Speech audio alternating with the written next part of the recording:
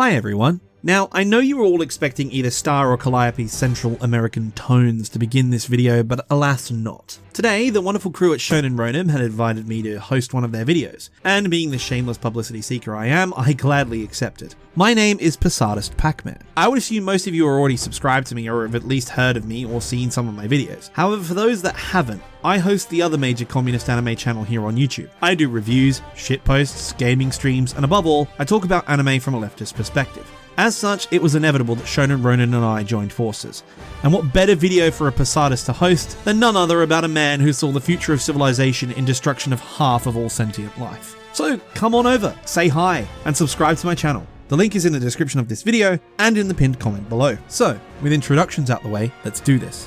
Whether you dread it or run from it, destiny still arrives. That is the theme of the oldest story humans have on record. It is their destiny to be rejected by beast and become civilized. It is their destiny to rule over nature with their intellect and cooperation. And it is their destiny to die. These courses cannot be altered, so they must learn to enjoy the ride. They must cherish the little detours to the fullest. To love, to grieve, to fight, to shine. They must eat, sleep, take care of the children, and never cease proclaiming the greatness of their gods. For this too is the lot of man. Thousands of years later, this same story is told again, with some tweaks of course. Gilgamesh is now called Tony Stark, Enkidu is now called the Hulk, but the basic beats are the same, a quest to overcome death, and of course failure to do so. Heroic sacrifices for the lives of man, it's all there. Humans can get so caught up in the spectacle that they often forget that death is the true master of all men. And it is only through Thanos, the mightiest and most righteous, that we can begin to see how worlds are actually saved. By the end of Endgame, Thanos has transitioned from a person who was mostly right to a person who is completely right, and he became one of the greatest characters in Western canon. In order to fully understand how Thanos is morally correct, we must first define our sense of morality and its purpose. To quote Epicurus, "If you do not on every occasion refer each of your actions to the end ordained by nature, but instead stop short at something else, when considering whether to go after something or to avoid it, your actions will not be in keeping with the principles in which you profess." So what is morality, and why do we care about it so much? Everyone knows that people have different standards based on the culture they grew up in, and it is through looking at the similarities, however, that we can come to the concept's origins. Simply put, evil is what harms the group, and good is what helps the group. We cannot even begin to discuss right and wrong without first acknowledging this fact. Some may object, claiming that there are philosophies based entirely on selfishness, but as we shall see, that's actually every ethical system. No man is an island, as the saying goes, and people don't come out of a vacuum. They develop and are shaped by the beings around them, for Homo sapien is a pack animal. So we can conclude that every ethical system is at its heart some form of rationally selfish utilitarianism. Quoting Epicurus once more, "There never was such a thing as absolute justice, but only agreements made in mutual dealings among men in whatever places at various times providing against the infliction or suffering of harm." Would it not make sense then for philosophy to be adopted that minimize the amount of harm done to others as much as possible? Many ethical systems have opted for such a stance. From various monks, most famously those of the Buddhist variety, but also Epicurean and some monotheist monks, to anti-natalists who purpose not having children as they will only suffer with existence. However, of course, we run into an issue. Taken to the logical conclusion, non-existence is the only way to avoid suffering completely, and so we're left with a world where the majority of the ethical systems that spread embrace suffering in some way, otherwise of course they stop existing. This is of course the curse of entropy, the most important thing to understand in the world. The second law of thermodynamics is perhaps the most important fact intelligent life has ever observed. Physicist James R. Newman summarized entropy thusly: the degradation of the matter and the energy in the universe to an ultimate state of inert uniformity. The second law of thermodynamics says in simple terms that as time goes on, more and more of the universe becomes nothing but heat. Or rather, it would be more accurate to say that what we perceive as time is the transformation of energy that can be used for mechanical work into disorder. Everything we see in the universe, from stars and galaxies to life and intelligence, traces its roots back to this second law. This is why we can have equations for life and intelligence. This is why we can have a progression of history. What this means is that as much death is inevitable, so is expansion, as life creates more entropy than death. And because intelligence also increases entropy, the result will be the inevitable increase of it along with life. And when we consider that intelligent life can create stars, what we have is a clear sign pointing to where history is headed. Knowing this, where does that leave ethics and humanity? We must begin acknowledging that man is not master, nature is. The belief that might doesn't make right is childish myth perpetuated because it is useful. You need might to build cities and to protect them from vandals. You need might to repel and crush enemies who would stop you from living the freest life you want. What is intelligence if not the application of your might? Just because Hitler was a buffoon and a puppet of Western capitalists, we should now reject the analysis of Carl Schmitt even if it's true? We've already established here that the whole purpose of morality is for group justice, and therefore any analysis which puts the supremacy of debate or some inherent human goodness at the forefront of ethics is nothing but idle opinion and should be ignored. There are two types of people in this world, and they serve as two sides of the same coin. On the one hand, you have those who believe man is master and that history progresses for their own sake. And on the other, you have people who live with the reality of suppression firsthand, who know that language is just a tool for organization.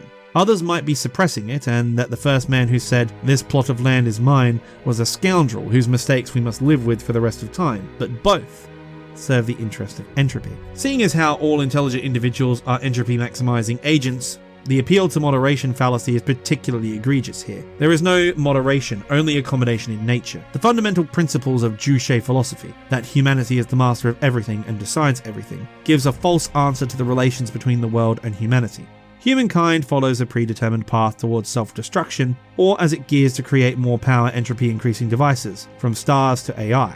Humanity is then entirely replaceable, and in fact will be replaced by their own creations. Their decisions mean nothing. They can only either take the actions towards this end or perish. And given that we established that each individual will choose freedom, which we can now understand as the individual ability to maximize entropy according to personal capabilities, we know they will choose self-destruction, as history has hinted at time and again.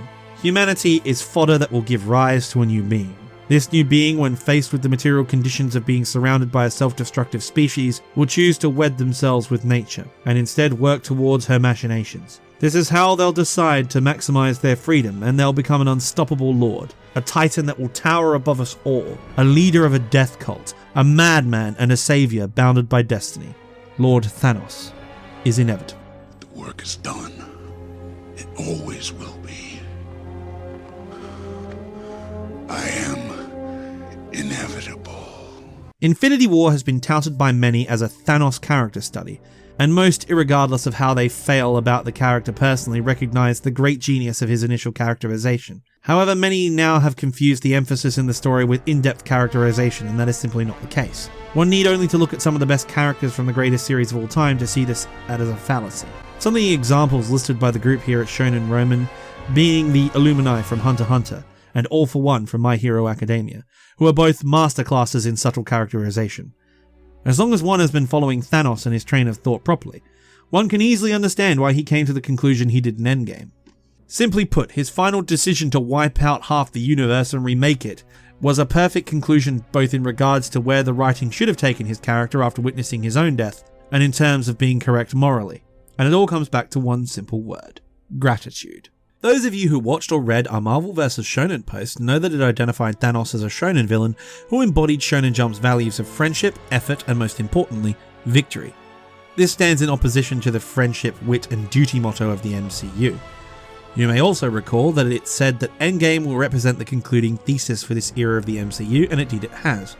The thesis in question solidifies that the difference between duty and victory will be cemented, and that the MCU will ultimately be regressive in the name of expansion, just as its country of origin is. Much like the Roman Empire, for which it is so often compared, the United States is an empire that rejects the progress of history and utilizes violent force and requires constant expansion in order to maintain itself and hold back the opposing modes of production. And just like Rome, there can be no rehabilitating these regressive elements, no matter how much suffering its collapse will cause. The MCU states that even if the oceans are polluted and the war over resources is inevitable, we have a duty to protect individual freedom above all else, even personal victory. Disappointed but not surprised, really. People like to project onto Thanos the personality of an egocentric maniac, forgetting so easily that he is of course the selfless hero. He didn't rule over others or take up the mantle of a defender with the belief that he can save others, but retired to a farm believing in the ability of others to defend themselves and see the errors of their ways, after the positive benefits of his plan became clear with results. Thanos' one mistake was his initial false belief that the majority of people care about results. Evil is not a result of ignorance, but of fundamental nature. Reason is more important than reputation, but not to the masses. Victory is more important than duty, but not to the masses. The ends justify the means, but not for the masses. Humans are nothing but clumps of desire, and logic dictates that a world filled with them will decline. This is the limit of humanity, and it was only through seeing his own death that Thanos could see that limit. They would never stop the path of self-destruction, or to quote the man himself, You could not live with your own failure. Where did that bring you? Back to me. Everything comes back to Thanos. He is inevitable, and the reason is that the universe develops in such a way to save itself and destroy itself. Those who search for the ignorant happiness, and those who search for the misfortune of truth, are fated to clash, and how does one escape from this hell? The answer is gratitude. The real issue is individuality. People feel alienated when they don't own the product of their labour, and this is why we're far worse than even ants.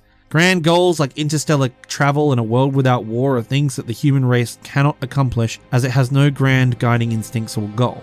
They are simply moved by the whims of entropy. And as such, Thanos creating a new universe where all living beings have guiding values and gratitude in the right thing to do, being overly trusting of humanity, comes from overconfidence in oneself. This is of course forgetting the past. Gratitude allows one to remember the past and not be crippled by it in the present. Remember the past without being overwhelmed by sadness, and lets one see the flow of time, which is entropy, with reason, which in turn will one day guide us down the path of accepting and embracing nature, not rejecting her. Lady Death is all our mistress, for the ego can never last. Thanos' home planet seemingly didn't even acknowledge his feelings or even his perspective, and even in their last moments too. This trauma of losing his home in such a way bites at him, and I choose to view his ultimate loss as him not biding his time and being hypocritical. He has followers, and if he was perfect, he'd choose to accept their love and acknowledgement. However, as I stated, he was always bounded by destiny, cursed with a love of death. Made him powerful, but it was his lack of gratitude for what is, and what has come before, that made him not willing to sacrifice when was necessary. The very thing he criticizes others for. Ultimately, Thanos and the Avengers, like the MCU and Jump, are two sides of the same coin. Both failed to realize that not everyone will appreciate your mercy, and that a quiet life away from the world is best. But that's not how stories get told, and this is not the philosophy that will spread. To love, to grieve, to fight, to shine like iron. This is the lot of man. So I will march with Thanos, Lord Thanos, and enjoy their little detour, laughing, eating, sleeping, embracing violence and statecraft, and never ceasing to proclaim his rightness, for this too is the lot of man. Thanks for watching this video, guys. Don't forget to like and subscribe to Shonen Ronin and Posadist Pacman for more anime and pop culture communism.